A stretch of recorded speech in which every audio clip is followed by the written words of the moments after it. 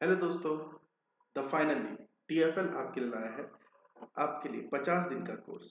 50 दिन का कोर्स।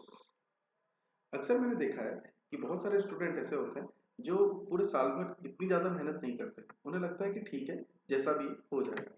तो ऐसे लोगों के लिए हम लोगों ने लाए हैं कोर्स 50 डेज कोर्स, जिसके अंदर हम पूरा पार्टनरशिप कवर करेंगे। पार्टनरशिप ही नहीं, पूरा अकाउंटिंग 12th का कवर करेंगे। तो आप भूलिएगा नहीं कि 12th क्या, पूरा अकाउंटेंसी अगर आपको पढ़ना है तो आप टीएफएल में आकर आसानी से पढ़ सकते हैं, जिसमें हम हर दिन आपको एक टॉपिक कवर कराएंगे। और सबसे खासियत यह है इस चैनल की कि आपको 10 मिनट में पूरा कॉन्सेप्ट हम पढ़ाएंगे।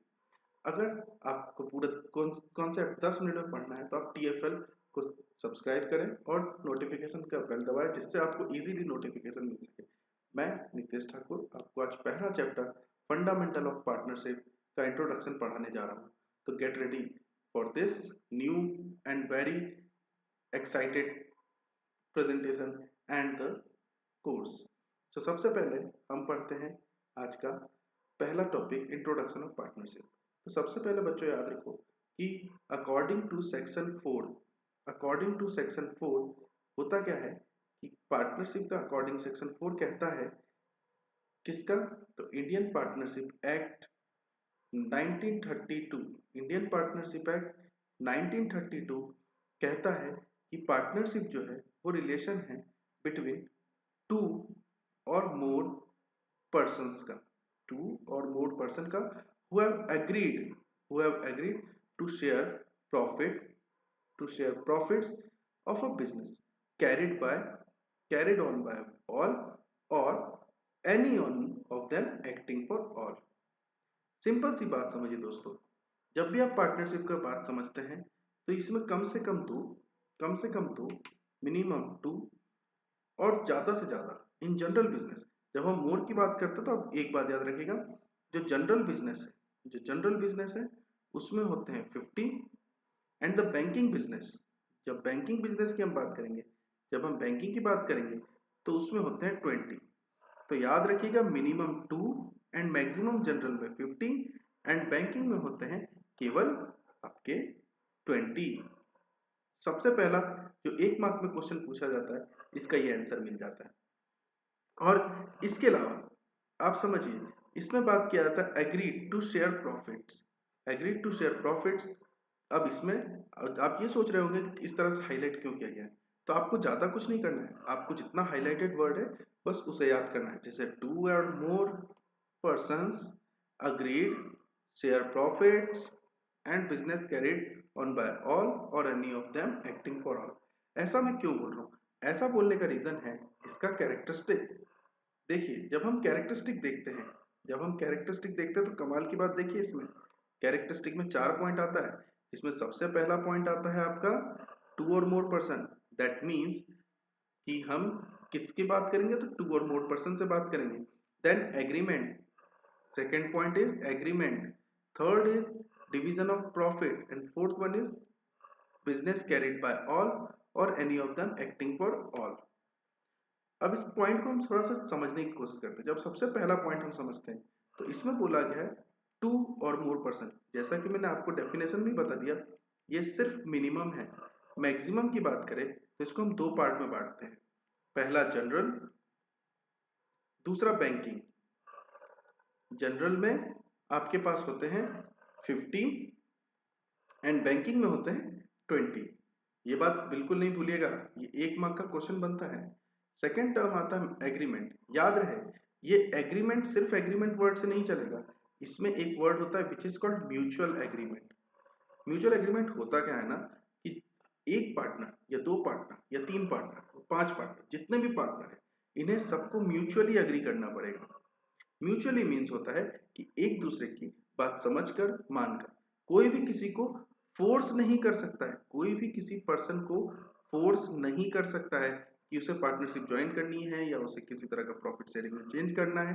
किसी भी तरह का फोर्स नहीं हो सकता है, सब बिल्कुल फ्री कंसेंट मीन्स बिल्कुल फ्री माइंड से अपने आप को ज्वाइन करेंगे। ये छोटे छोटे से वर्ड है जो आपको याद करने में भी इजी होंगे और आंसर राइटिंग में भी हेल्प करेंगे। जब हम आगे समझते हैं तो आगे जानते हैं शेयरिंग प्रॉफिट। अब कई बार होता है कि हम लोग सोचते हैं कि अगर पार्टनर है तो अगर दो पार्टनर, एक पार्टनर ये और दो पार्टनर ये, मतलब ए हो गया ये और बी हो गया ये, तो इसको भी एक मिलेगा और इसको भी एक मिलेगा। ऐसा बिल्कुल नहीं होता दोस्तों। ऐसा है कि किसी को ज्यादा तो किसी को कम, इस तरह से भी मिल सकता है, किसी को बहुत ज्यादा तो बहुत कम भी होता है। ये डिपेंड करता है उनके किस तरह से उन्होंने कैपिटल रेशियो लगाया है, उनका क्या प्रॉफिट शेयरिंग रेशियो उन्होंने क्या डिसाइड किया है, उनका वर्कलोड कितना है, मैनेजमेंट में उनका कितना पार्ट है, क्या उनका रेगुलेशन में पार्ट है। ये सभी बातों पे ध्यान करता है इनका रेट, इनका शेयरिंग प्रॉफिट। इसके बाद हम बात करते हैं business carried by all or any of them. अच्छा, कई बार हम क्रिकेट देखते हैं या कोई भी मैच देखते हैं, कोई भी स्पोर्ट्स देखते हैं, तो उसमें एक टीम होता है। लाइक हम एग्जांपल ले लेते हैं क्रिकेट का। क्रिकेट के एग्जांपल अगर हम लेते हैं तो उसमें होता है 11 प्लेयर्स। प्लेयर 11 होते हैं जिसमें से 10 नॉर्मल प्लेयर्स कहलाते हैं and one is captain, one is captain. अब ऐसा तो हमने कभी देखा नहीं होगा कि टॉस कराने पूरे के पूरे 11 प्लेयर जा रहे हैं, ऐसा तो बिल्कुल नहीं होगा ना। टॉस कराने तो केवल एक कैप्टन ही जाएगा ना। मींस क्या होता है, एक कोई पर्सन पूरी टीम को रिप्रेजेंट करता है, एक कोई पर्सन पूरी टीम को रिप्रेजेंट करता है, और पूरी टीम जब जीतती है तो प्रेजेंटेशन भी केवल कैप्टन ही देने जाता है। इसका मतलब ये हुआ कि रिप्रेजेंटेशन जो भी देगा वो पूरे पार्टनरशिप का पार्ट करके एक रिप्रेजेंट करेगा और सभी मिलकर उसको सपोर्ट करेंगे। यही बेसिकली इस लाइन का कहने का मतलब होता है। तो एक बार अगर हम सीधा सीधा समझते हैं तो सबसे पहला होता है टू और मोर पर्सन, जिसमें मिनिमम टू होते हैं, और जनरल बिजनेस में होते हैं, जनरल पार्टनरशिप में होते हैं 50, बैंकिंग पार्टनरशिप बैंकिंग के बिजनेस में होते हैं 20। नेक्स्ट होता है शेयर, नेक्स्ट होता है आपका एग्रीमेंट, जिसको हम म्यूचुअली कहते हैं बिना फोर्स के, फ्री कंसेंट। इसके बाद होता है sharing profit according to partnership deed या पार्टनर्स के अकॉर्डिंग म्यूचुअली, जैसा हमने पहले बात किया म्यूचुअली एग्रीमेंट में जो डिसाइड हुआ है उसके according. And last is business carried by all or any of them acting for all. Next point में जब हम जाते हैं तो ये नेक्स्ट पॉइंट काफी इंपॉर्टेंट हो जाता है, which is called partnership deed, the most important point of this chapter, the partnership deed। the what is the meaning of partnership deed? जब हम इस पार्टनरशिप डीड के बारे में समझते हैं तो हमें जानना बहुत जरूरी है कि पार्टनरशिप डीड होता क्या है। पार्टनरशिप डीड बेसिकली अगर मैं बात करूं तो it is kind of a document, a written document. Basically it is a written document, it is a written document. ये रिटर्न डॉक्यूमेंट होता क्या है, सबसे पहले तो आपको ये समझना होगा। अब इसमें भी ये रिटर्न डॉक्यूमेंट में भी ये बहुत इंपॉर्टेंट है कि ये जो डॉक्यूमेंट है ये सिर्फ ऑप्शनल है, दैट इज नॉट कंपल्सरी। मतलब इसको बनाया भी जा सकता है, इट कैन बी रिटन और ओरल, इसे बनाया भी जा सकता है और नहीं भी बनाया जा सकता। ये दोनों ऑप्शन पार्टनर्स के पास अवेलेबल होते हैं। बेसिकली पार्टनरशिप होता क्या, जब हम रिटर्न डॉक्यूमेंट की बात करते हैं तो सीधा सीधा इसमें कंसर्न होता है कि ये होता है फॉर द पार्टनर की पार्टनर्स के लिए होता है। ये इंपॉर्टेंट लाइन है, अगर आप चाहें तो इसे नोट कर सकते हैं। For the partner, by the partner, ये पार्टनर के द्वारा ही बनाया जाता है। और इसके अलावा रूल्स फॉर द पार्टनर और रूल्स फॉर द पार्टनर्स होता है। दैट मीन्स ये पार्टनर के ही रूल्स को बताता भी है। आप रूल्स कह लीजिए, ड्यूटीज कह लीजिए, असाइनमेंट्स कह लीजिए, जो भी कहना चाहें आप कह सकते हैं। बेसिकली आपको इसमें सिर्फ 3 वर्ड याद करना होता है, for the, by the end rules for the, and the partners will be same. अगर हम इसकी ओरिजिनल डेफिनेशन की तरफ चले तो कुछ ओरिजिनल डेफिनेशन ऐसा कहता है, the partnership deed, the partnership deed is a written document, it is a written agreement, it is a written agreement among the partners which contains the terms of agreement. It is also called article of partnership. A partnership deed should contain the following points। अब points समझिए कौन कौन से होते हैं, बहुत important point होते हैं। किसी भी अगर आप फर्म को बनाने जाते हैं तो इस बात का ध्यान रखिए कि आपको कौन कौन से पॉइंट इंपॉर्टेंट होता है। सबसे पहले आपको लिखना पड़ेगा name and address of the firm, name and address of the firm। Second point आपको लिखना पड़ेगा name and address of the partner, name and address of the partner. इसके बाद थर्ड पॉइंट आपका इंपॉर्टेंट हो जाता है, nature of business. Nature of business.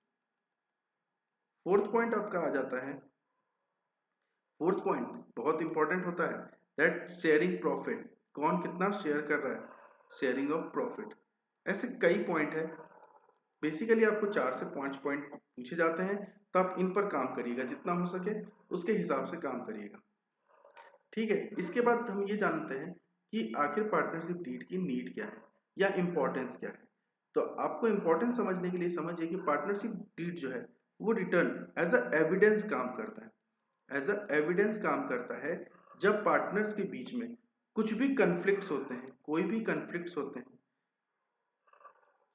हैं, तो आपको सबसे इंपॉर्टेंट होता है कि किस तरह से उसको, जितने भी डिस्प्यूट्स कह लीजिए आप, कंफ्लिक्ट्स कह लीजिए, जो भी आप कहना चाहें, उसको किस तरह से सेटल किया जाए, उसको किस तरह से सेटल किया जाए, ये इस एविडेंस के थ्रू सेटलमेंट इजी बनता है। इसके अलावा अगर आपको समझना हो तो और बेहतर तरीके से हम समझ सकते हैं। सबसे पहले, it regulates the rights, duties and liabilities of each partner. हर एक पार्टनर की काम, कर्तव्य को बताते हुए आगे बढ़ता है। It helps avoid misunderstanding, avoid करता है misunderstanding amongst the partners, because all of the terms and condition partnership have been all let down before handing the deed. पहले ही सारे पॉइंट्स सभी के मर्जी से, सभी के म्यूचुअल एग्रीमेंट के साथ लिख लिए जाते हैं। एनी डिस्प्यूट्स, जैसा मैंने आपको बताया, एनी डिस्प्यूट्स अमंग पार्टनर में be settled easily, settled easily for as the partnership deed may be ready। इसके बाद अगर हम आगे बढ़ते हैं तो एक चीज जानते हैं कि मैंने आपको पहले बोला था पार्टनरशिप डीड जो है वो एक ऑप्शनल डॉक्यूमेंट है, it is an optional document. जब ये ऑप्शनल है तो ये बनाया भी जा सकता है और नहीं भी बनाया जा सकता है। फिर कंडीशन ये आती है कि अगर नहीं बनाया गया तो किस तरह के रूल एप्लीकेबल होंगे। तो याद रखिए इसके कुछ पॉइंट्स है। पहला पॉइंट, कोई भी आईओसी नहीं दिया जाएगा, there is no IOC, that means interest on capital, interest on capital नहीं दिया जाएगा। याद रहे दोस्तों, जब एब्सेंस ऑफ पार्टनरशिप डीड हो तो इंटरेस्ट ऑन कैपिटल बिल्कुल भी नहीं दिया जाएगा। इंटरेस्ट ऑन ड्राइंग भी नहीं दिया जाएगा, इंटरेस्ट ऑन ड्राइंग भी किसी भी पार्टनर से लिया नहीं जाएगा, याद रहे। इसके अलावा आपका जो सैलरी या कोई भी कमीशन हो, सैलरी एंड कमीशन कुछ भी नहीं मिलेगा, सैलरी और कमीशन कुछ भी नहीं दिया जाएगा। Profit sharing will be equal, profit sharing will be equal, सारे पार्टनर को सेम दिया जाएगा, किसी को ज्यादा या किसी को कम नहीं मिलेगा। और लास्ट और सबसे important point, interest on loan, interest on loan जो कि पार्टनर ने, विच इज दैट लोन जो partner gives to the firm, केवल वही लोन की हम बात करेंगे। लोन जो है उस पर 6% पर एनम के हिसाब से इंटरेस्ट दिया जाएगा। याद रहे 6% पर एनम के हिसाब से। यहाँ पर कई बार क्वेश्चन पूछ लिया जाता है, एक सिंपल सा मैं आपको क्वेश्चन बता देता हूँ किस तरह के क्वेश्चन पूछे जाते हैं। That in the absence of partnership deed, at how much percentage interest will be charged on interest on loan? A 6%, B 5%, C 6% per annum और D 6%, 5% पर annum। तो आपके पास सीधा सीधा आंसर होगा दैट 6% पर annum। इसी के साथ आपका introduction of partnership which is fundamental of partnership and होता है। आप ध्यान रखें कि थ्योरी जो है, जितना भी आपका थ्योरी है उसे बेहतर ढंग से सॉल्व करें, बेहतर ढंग से रीड करें। और बिल्कुल भी ना भूलें कि हम लोग आपके लिए सीरीज ला रहे हैं एक बहुत ही बेहतरीन सा, जिसका आज पहला दिन था, which is 50 days commerce students के लिए, क्लास 12th के लिए एक बेहतरीन सा कोर्स, जिसमें हम पूरा सिलेबस कवर करेंगे और वो भी बहुत ही कम समय में, सिंपल सिंपल कंसेप्ट के साथ। बेसिकली बहुत सारे जो कंसेप्ट हैं वो हम सिर्फ 10 मिनट कंसेप्ट बेसिस पे हम करेंगे। आज चूंकि हमने फर्स्ट चैप्टर का पूरा थ्योरी पोर्शन खत्म कर दिया, इसीलिए अब इस बात का ध्यान रखें कि हम इस 10 मिनट कंसेप्ट में आपको एक एक कंसेप्ट बेहतर ढंग से पढ़ाएंगे। Thank you so much.